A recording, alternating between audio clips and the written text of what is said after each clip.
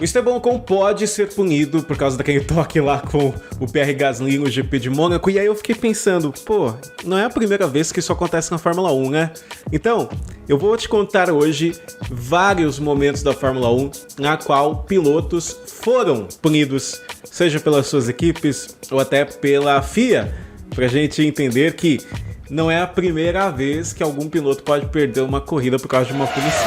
Então vamos começar com Ayrton Senna, sim, porque o Ayrton Senna corria pela Toleman em 1984 e, curiosamente, a gente está falando aqui da equipe que é a atual Alpine, né? A equipe de Anston, na época a Toleman. O seguinte, o Ayrton Senna corria pelo time em 84, só que ele já tinha assinado um contrato para ir para Lotus em 85. O dono da Toleman ficou sabendo disso e ficou muito pé da vida, dizendo que o Senna tinha quebrado o seu contrato com a Toleman. Como punição, o Senna ficou fora de uma corrida, o GP da Itália de 1984, uma ação disciplinar aí. Depois o Senna foi para Lotus e o resto é história. O Felipe Massa também foi punido pela Sauber em 2002. O que aconteceu? O Massa, ele sofreu uma punição de 10 posições no grid para a próxima corrida da temporada.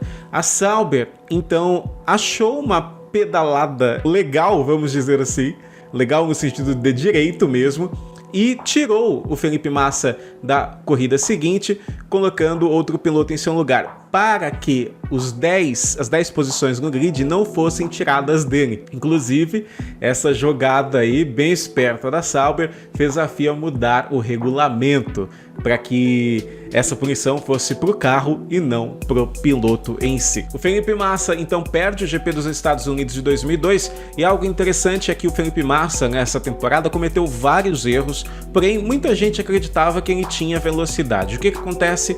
O Peter Sauber tira o Felipe Massa da temporada de 2003 e essa temporada ele fica como piloto reserva na Ferrari, ganhando experiência. Depois ele volta em 2004 para a equipe, aí passa 2004, 2005 e em 2006 vai para a Ferrari. Não tem como não falar do Daniil Kvyat no GP da Rússia de 2016, né? Ele largou de uma forma muito maluca, assim, ele bate no Sebastian Vettel 2 vezes, inclusive tirando o Vettel da corrida, e é aquela cena famosa da qual o Vettel sai dos boxes da Ferrari e vai conversar com o pessoal da Red Bull para conversar sobre o Kvyat. Claro que ele não foi banido de uma certa forma, mas atuações como aquela, e especialmente aquela do GP da Rússia, que foi super emblemática, ajudou bastante na pressão que o Jos Verstappen fazia para a Red Bull, para o seu filho Max assumir esse carro. Pouco tempo depois, foi anunciado que o Daniil Kvyat voltaria para Toro Rosso rebaixado e o Max Verstappen assumiria o carro da equipe principal da marca, inclusive ganhando a sua primeira corrida ao GP da Espanha com o time. Realmente uma história de conto de fadas, né? Pro Max Verstappen, não pro Daniil Kvyat. Final de 1991, a Ferrari faz um carro que não agradou muito o multicampeão Alain Prost, e ele dá algumas entrevistas criticando o carro da Ferrari. Não pegou nada bem lá em Maranello isso, e ele acaba perdendo o seu contrato com a equipe italiana. Ele passa depois em 92 fora da categoria, volta em 93 para ganhar, né, o seu último título, o tetracampeonato lá em 93 com a Williams de outro mundo, mas aí tá, né, um piloto que acaba fazendo uma crítica e é punido perdendo sua vaga na poderosa Ferrari. Quem tem mais ou menos a minha idade vai lembrar até com carinho das temporadas de 2001, 2000, 2002 da Fórmula 1. E lá naquela temporada a gente tinha uma Minardi diferente, a equipe ainda tinha o nome Minardi, mas já pertencia a um outro grupo, então era chamada de European Minardi. Era a Minardi preta e branca lá, inclusive que o Alonso correu em 2001. Eles tinham o Tarso Marx ao lado como piloto e companheiro do Fernando Alonso, mas o Tarso perdeu a sua vaga por questões de patrocínio para o malaio Alex Yoong. O Yoong nunca demonstrou ser um piloto assim com o mínimo de talento para estar na Fórmula 1. Só estava realmente porque a Minardi precisava de dinheiro. E o que aconteceu? O dinheiro em um momento desapareceu. Pague o aluguel! E aí a Minardi falou, cara, você não dá desempenho pra gente, o Alonso tava andando super bem já, né? Tanto que o Alonso sai no ano seguinte pra guiar pela Renault, o Alonso andava super bem, mas o Jung realmente era bem fraco.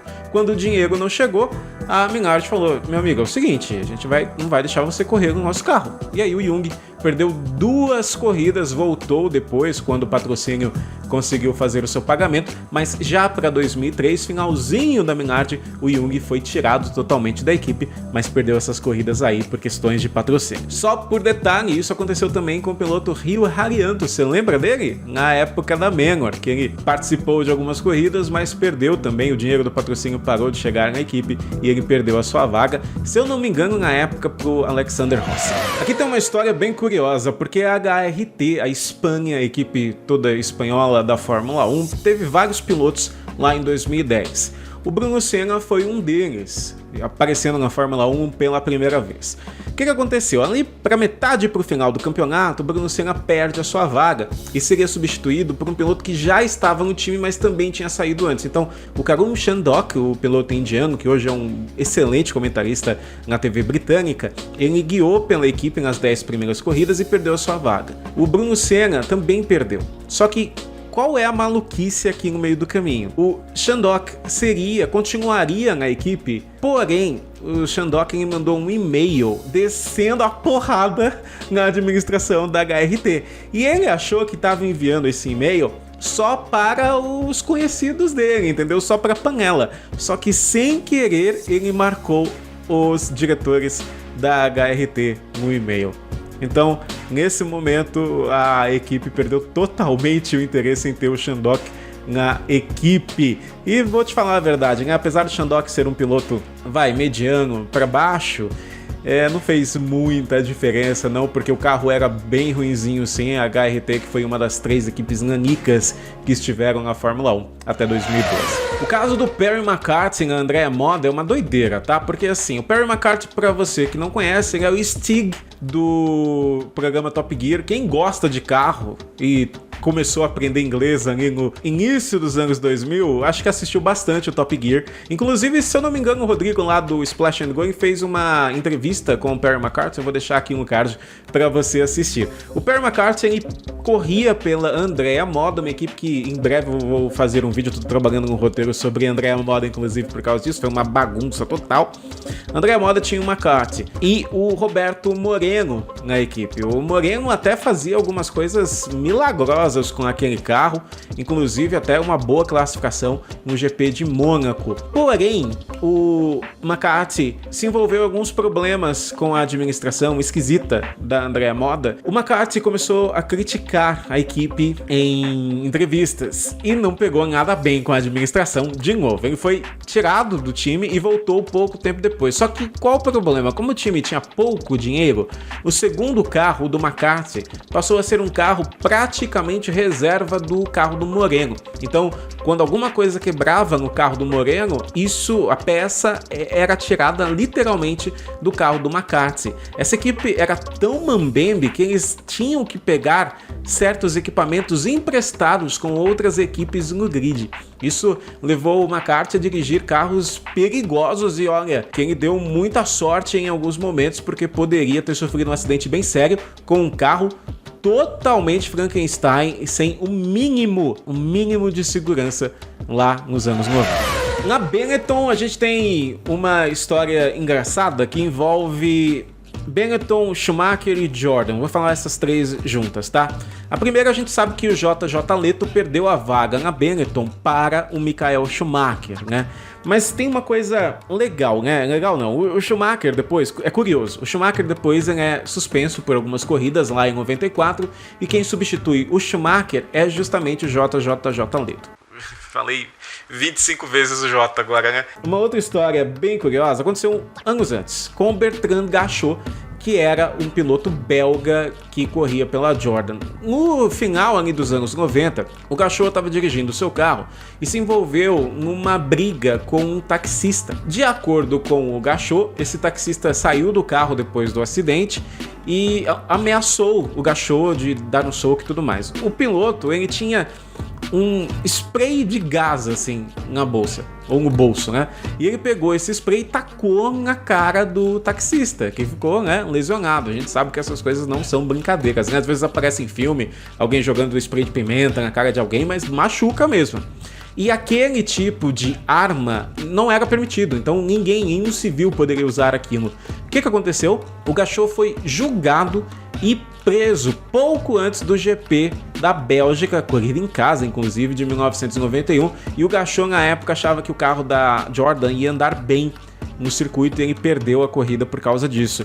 O seu substituto foi um jovem que na época participava do programa de pilotos da Mercedes-Benz, ao lado do Karl Wendlinger e também do Reis Harold Frentzen, é o Michael Schumacher. E o Michael Schumacher faz sua primeira corrida, que durou pouco tempo, né? O carro quebrou, mas ele faz a sua primeira prova pela Jordan lá em 91, justamente por causa dessa punição aí, que punição, hein? O cara foi preso lá em 1991. Outro piloto lendário dessa questão aí é o Yuji Ide. O Yuji Ide era um japonês considerado o pior piloto que já passou pela Fórmula 1. Tem vídeo no canal, inclusive, sobre os piores pilotos, vou deixar aqui. Ele participou de algumas corridas, cara, sem nenhum ritmo mesmo, guiando a Super Aguri.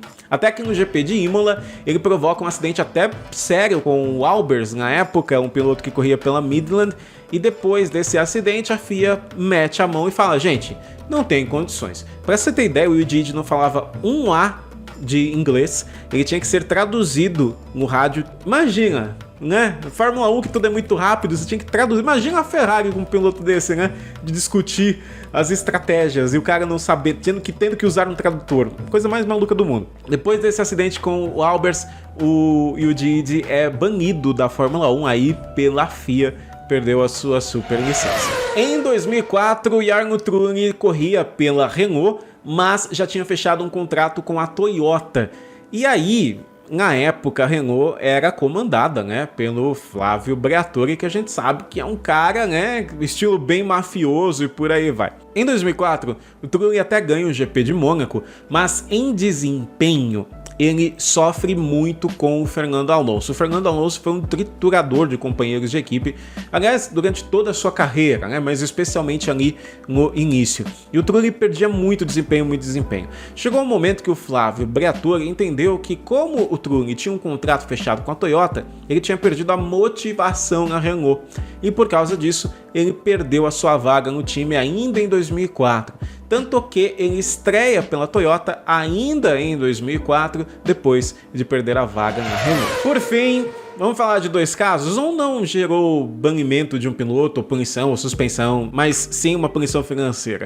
De acordo com Nico Rosberg, depois de um acidente lá no GP da Espanha, entre o Lewis Hamilton e eles tiveram que pagar pelo conserto dos carros. De acordo com o Nico Rosberg, esse valor foi $340 mil, que saiu do bolso dos dois. Você vê como piloto de Fórmula 1 tem dinheiro, né? É outro nível total. E, claro, a gente não pode esquecer do Romain Grosjean, que é suspenso de uma corrida depois de causar um acidente maluco e perigosíssimo no início do GP da Bélgica de 2012. Um acidente, na verdade, que quase feriu gravemente o Fernando Alonso, afinal, o carro passa totalmente perto ali da cabeça do Alonso, não existia halo ainda, então foi uma sorte danada, e aquele acidente tirou o Lewis Hamilton da corrida, tirou também o Fernando Alonso, claro, além do próprio Romain Grosjean, e, se eu não me engano, o Kobayashi também ficou fora da corrida por causa daquele acidente. E, inclusive,